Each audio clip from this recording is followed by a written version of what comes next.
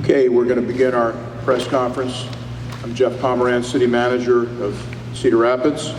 Thank all of you for being here, our citizens, as well as representation from local media and statewide media.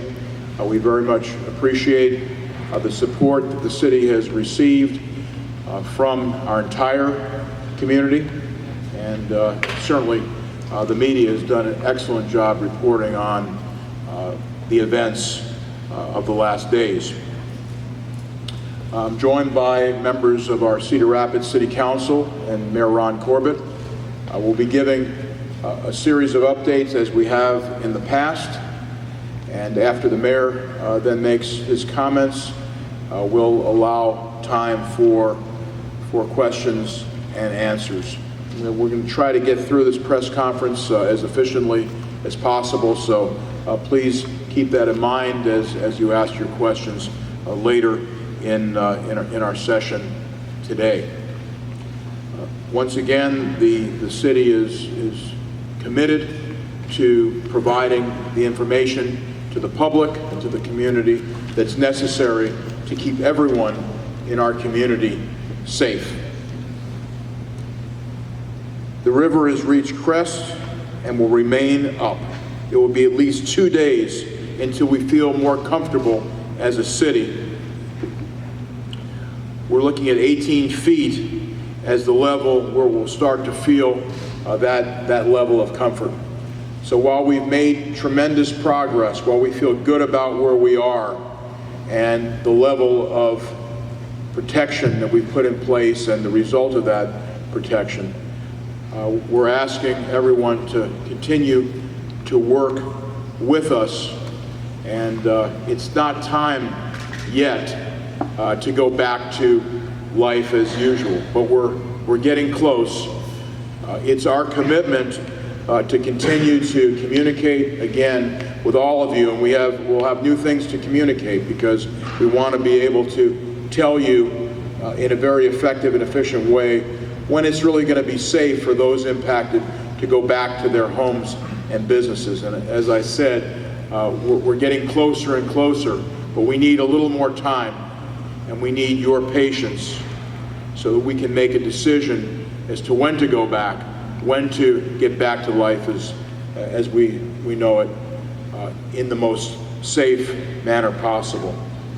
Our crews in Public Works and contractors worked all night in very dangerous conditions. They fought a number of issues. There were numerous cases where city employees and contractors worked in really heroic ways to make sure that the temporary system that we put in place was fully functional. Where we saw potentials for weaknesses or breaches, our city employees and contractors got right to work to make sure that the system, again, performed as designed. While we're optimistic, as I said, we're still continuing to fight this battle. It's not over. There's been a bit of a change in that what we're looking at now is not necessarily what you see above ground, it's what's underground. So the HESCO barriers have performed in a highly effective manner. That's what you see above ground. Those barriers and those walls and those levees that the city and our contractors and our friends have built. Those sandbags that the citizens of Cedar Rapids have placed. Over 250,000 sandbags. All that's worked in general to protect our city. And we know as we allow individuals to go back to their homes and businesses, there'll be reports of water coming in various ways. But in general, we're very, very pleased with the way the system has worked above ground. But again, there's tremendous pressure by this water underground. So that's what we don't see. The enemy now is what we don't see. And we're going to see in the coming hours and the coming days more water in the streets coming from the sewer system. And that can be just as dangerous as that pressure continues to build until the level starts to decrease. Again, our citizens are anxious to get back to their homes. Please have confidence that the city has a plan and will get people back to their homes and businesses as soon as possible. We're going to continue to report on conditions as they change throughout the next couple of days, certainly, and that information will be made available through social media, through the city's website. We know again that our local media has done a fantastic job reporting, so we've made ourselves available to local media to report messages as well. One thing that's extremely important is for individuals to stay clear of the evacuation area to allow workers space to do the hard work that they're responsible to do. We've said this before, but we could not be in this place. We've been able to protect our city from the second largest flooding event in the entire history of our city. We would not be in this place without all the help and partnerships, as well as, and most importantly, the support and the hard work of the citizens of the city of Cedar Rapids. So we very, very much appreciate all the work that's been done. It's not over yet, but we're feeling very good. We're feeling very, very confident that, again, this temporary system that we built in less than 2 days will protect our city. And the hard work and planning that's taken place in the city of Cedar Rapids since the flood of '08 in particular is paying off, and you're seeing the dividends. Without that planning, without the tremendous work of our city employees and our contractors and our partners, that system wouldn't have been built and our city would have been at significant risk. So the work we've done has been extremely important, and I just want to make sure everyone understands the magnitude of this flood almost reaching the 23-foot level.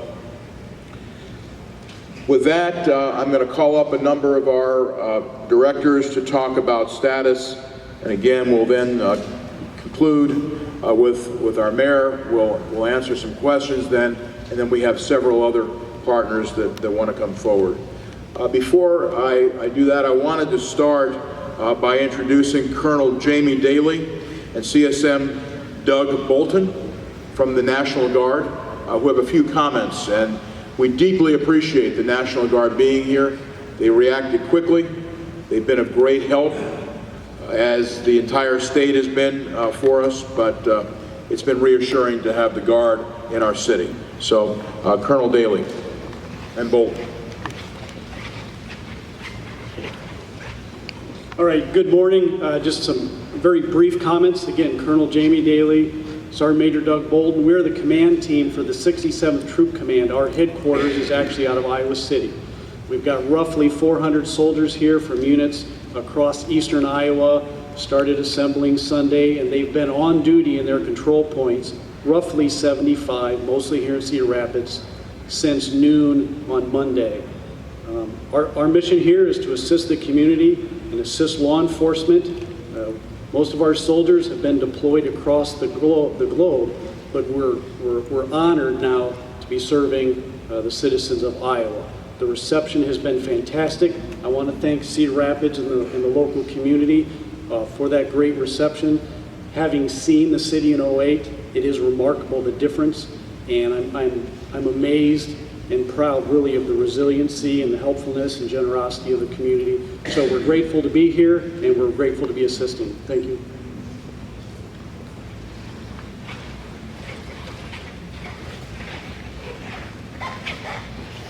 Thank you very much. The first person I'll call forward is Jen Winter, our Director of Public Works, and Jen has been really the person responsible for leading the employees that have erected the flood protection system that we put in place, the temporary system, as well as all the coordination and making sure that this system continues to work effectively. Jen. Thank you. Good morning. The river has crested at just over 22 feet and is very slowly at this point making its way down. Crews worked tirelessly throughout the night to protect the community from the floodwaters around us. During the night, we worked to keep watch for weaknesses in the system, to pump the seepage that was coming through the temporary flood control, and water that was coming up through the ground because of the saturated levels and the high river level. We also worked to mitigate floodwaters that were coming in through the backside of the system through our storm sewers. We had many people last night willing to work through the night to put their own safety at risk, including city staff, engineers, Army Corps, and our private contractors. Without the help of all of these people, we would be in a very different place this morning. In some areas of the city, we were working in areas that were over 4 feet below the elevation of the river that was surrounding us. And while for the most part, the ground level behind the system is dry, it is still a very dangerous situation. The ground is saturated. We are continuing to fight water that is seeping through the system and up through the ground and coming in from our storm sewers. We also want to note that while we hope everybody's first floor elevation is dry, we will still have many properties that are close to the river that will have water in their basements. I cannot thank enough all of the people who came out to help us with this feat last night. It was a tremendous show of coordination and cooperation between city staff, private businesses, and private contractors, and you should be very proud to be a part of the city. Thank you.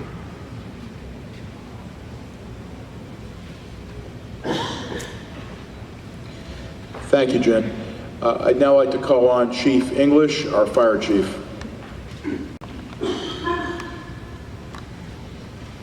Good morning again. I'm Mark English, Cedar Rapids Fire Chief. As has been our message for public safety from the beginning, safety is still number one. We do still have the incident management team operating 24 hours a day, 7 days a week, putting all the pieces together to make this relief or this effort what it is today. We do have crews, again, staged on both sides of the river, both ladder trucks and boat rescue operations, water resources. They also have been cruising the river, not on the river, but from what they could see to make sure they don't see anybody in danger. Remember, as the old saying, I said it most every day now, is turn around, don't drown. I cannot emphasize enough, stay out of the water and also stay out of the evacuated area. We did some surveying, the city manager and I and a couple other people, extensive surveys yesterday in the evacuated area, and came upon I'd say a troubling number of people there trying to take pictures in very dangerous areas. We did have a river rescue yesterday, and thank God it turned out to be a rescue. That person went into the water and was swept away. The person was able to grab onto a tree, and we were able to get that person out of the water into a safe area. But to do that, several police officers and firefighters literally put their lives at risk in great, great danger. I cannot emphasize enough, stay out of the water, please. Stay out of the evacuated areas. The battle is not over. We're fighting a good fight, but we gotta see this through the finish, and that means heeding these warnings, heeding these evacuation areas. Again, we're doing well, but the battle's not over. Thank you.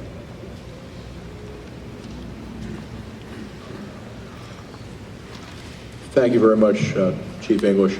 I'd like to call on Wayne German, our police chief.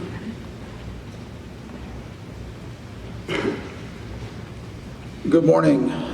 The police department, along with our allied agencies, and thank you to the National Guard, continue to patrol the areas that have been identified as at risk or of inundation.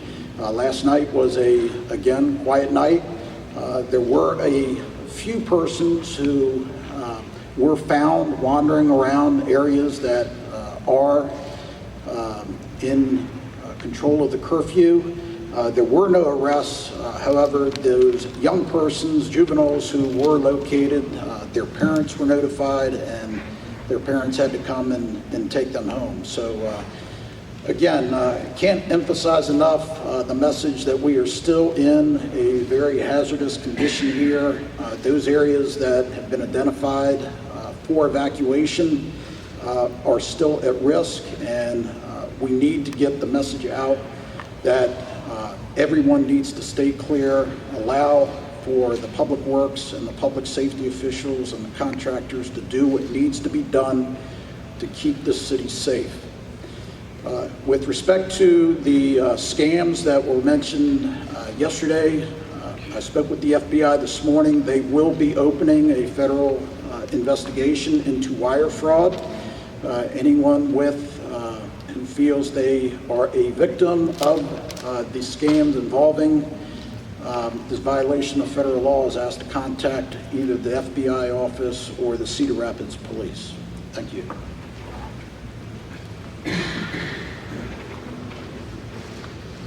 Thank you, Chief. Now call up Steve Hirschner, our Director of Utilities.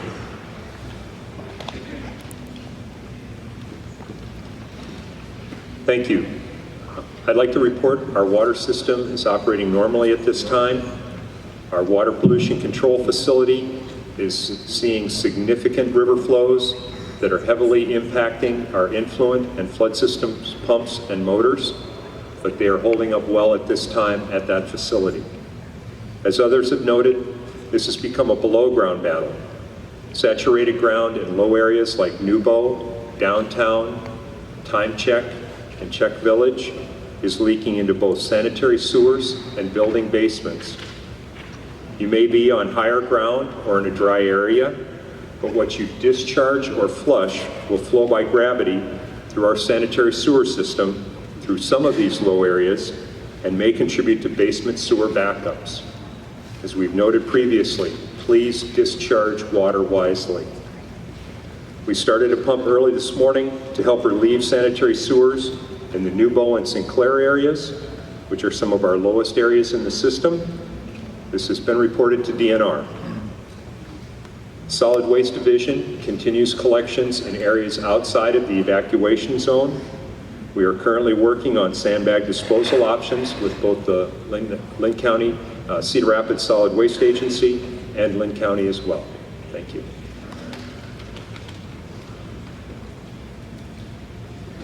Thank you, Steve. I'd like to call on Alliant Energy, please. Doug Kopp.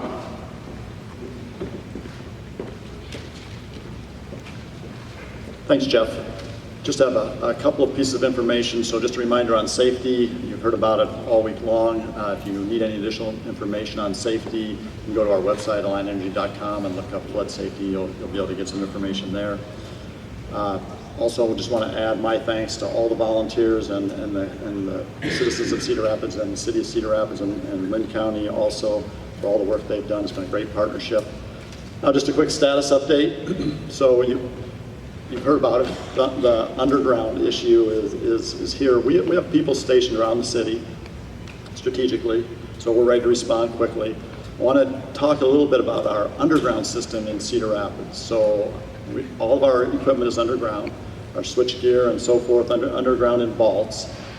We are taking on groundwater. At least 2 of them have significant amount of groundwater. Now our system is built to be submersible, so we don't have a worry there, but that system is connected to everything underground and creates a potential pathway for water to move. So we have increased our pumping capacity. You may, if you were out there, you'd see maybe a large vacuum truck sucking water out of that. We believe we'll be able to keep those vaults dry from here going forward. There's a lot of pressure and it's all groundwater seeping in, so we expect to deal with that for the next couple of days. Thank you, Jeff.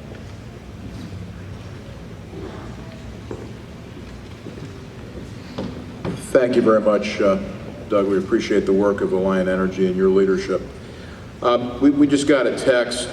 Some people are having difficulty getting through the 211 number, United Way, when using a cell phone. If you're having trouble, please call 319-739-4211 or 1-866-469-2211.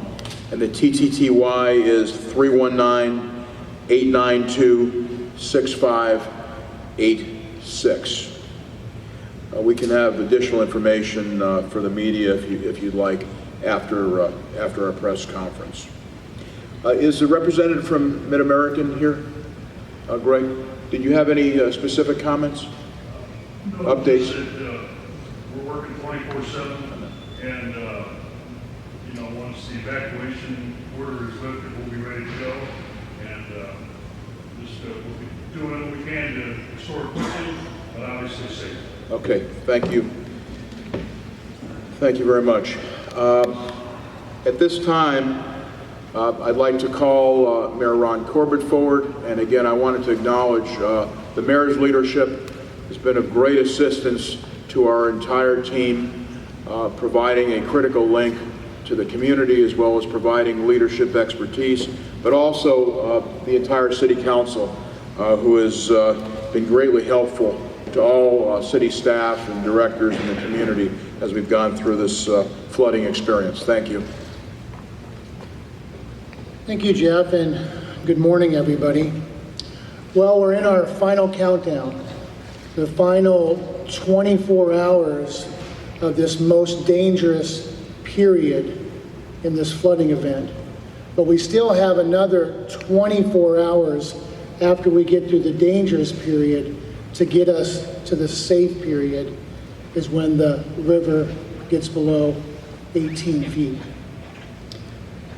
You know, I've had a few elections over my life, and most of you haven't had a chance to experience what it's like to be a candidate and experience Election Day.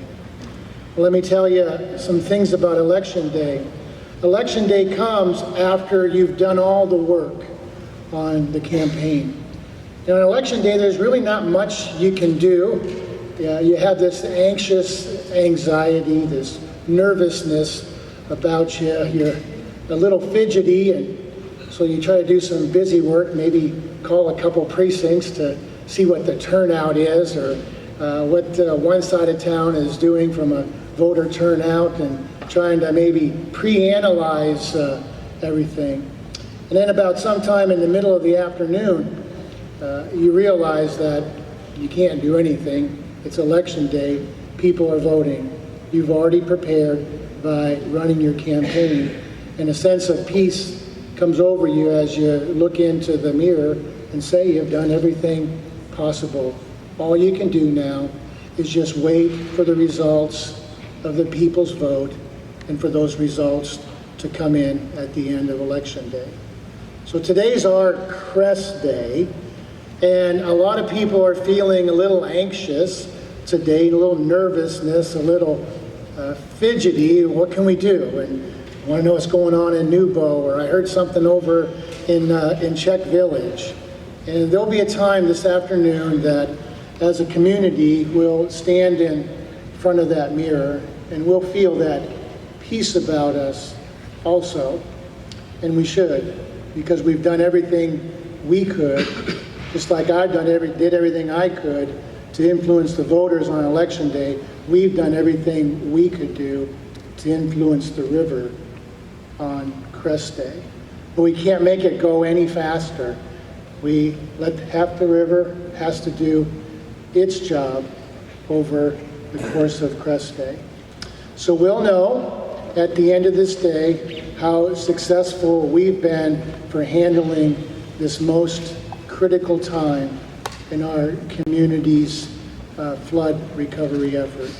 And tomorrow we'll have another 24 hours before we finally get to that safe zone. And I know everyone feels confident.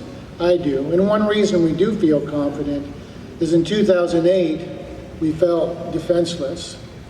In 2016, we took action and mobilized. And then rather than sit back and be defenseless, we defended ourselves by being offensive and building this construction of this temporary system. It's working as planned. Again, we're not out of the danger zone. We have to let the river do its job today, just like voters do their job on Election Day. But I'm sure tomorrow, when we wake up, just as me as a candidate always likes to wake up on the winning side, tomorrow we'll wake up on the winning side. Thank you.